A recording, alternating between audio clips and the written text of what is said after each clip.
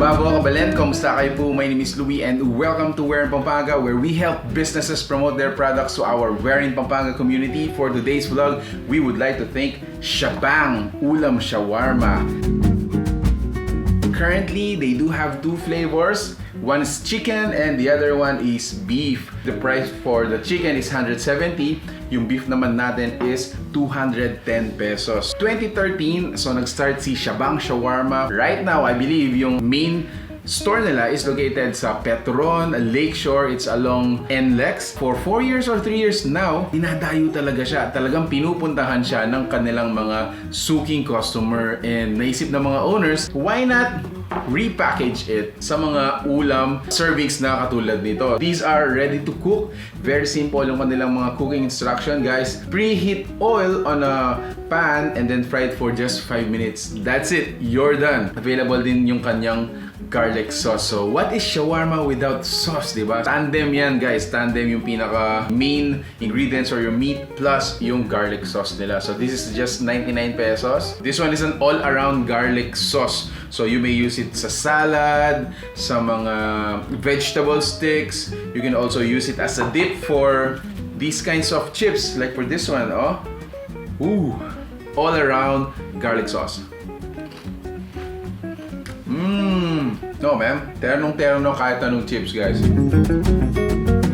This is the suggested serving. Ayan. So, as I mentioned earlier, ganito po yung mga serving sizes nila. This is at 250 grams. This is a suggested serving. Of course, you can have your own rice, tomato, if you want an onion. Pwedeng gawin mo yan. Pwedeng add mo yan. Now, for me, I like it this one. Rice. Actually, titingnan ko muna yung sauce niya. Garlic sauce.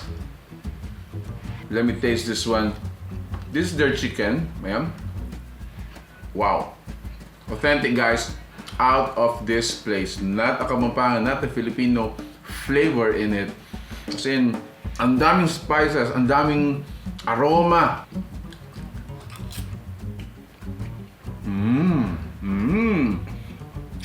Wow, pure beef. Yaman, ha? Let's prepare our shawarma rice. So let me put in this chicken. Now let's add this red tomato here and then a little bit of onion. Whoa, look at that. Oh, amazing. This is so amazing. Ang sarap nung sauce. Sobrang terno niya dun sa shawarma meat natin. I think I'm loving the chicken. Parang sa akin yun yung napupusuan ko dun sa mga meat nila.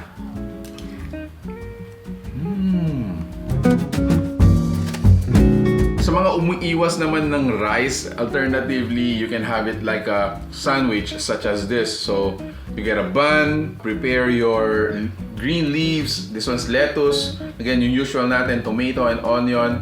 And then top it with the ulam shawarma.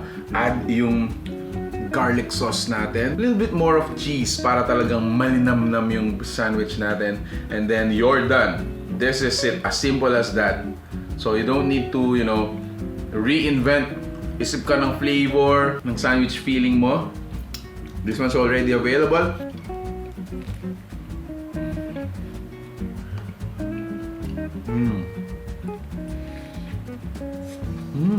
So ayun, guys, another alternative is of course, you can prepare it as the shawarma kung paano nila tinitinda dun sa store. And I think what the owners are trying to do dito sa mga servings nito is this is the ultimate takeout. So you can buy this one dun sa store as well as dun sa mga official distributors nila, and then you can keep it sa refrigerator for a week, for a month, and then as soon as you crave for their shawarma, you can cook it on your own. No need to go to the store kasi available na to dun sa refrigerator ninyo. Now, speaking of distributors, they are also looking for distributors sa area ninyo. Now, if you're interested to do business with them, make sure to contact the numbers we're gonna be providing below. Also, the fan page that we'll be tagging dun sa caption. Aside from the, favorite mo yung ShaBang Shawarma, you can also do business, diba? Ang galing. Ayun, guys, I'm gonna enjoy this for the rest of the video. If you like the food you saw in this video, please give it a thumbs up, share it with your friends. As for me, I'm gonna finish this one, guys. Thank you for watching Warren Pampanga. Until our next discovery, cheers and peace out.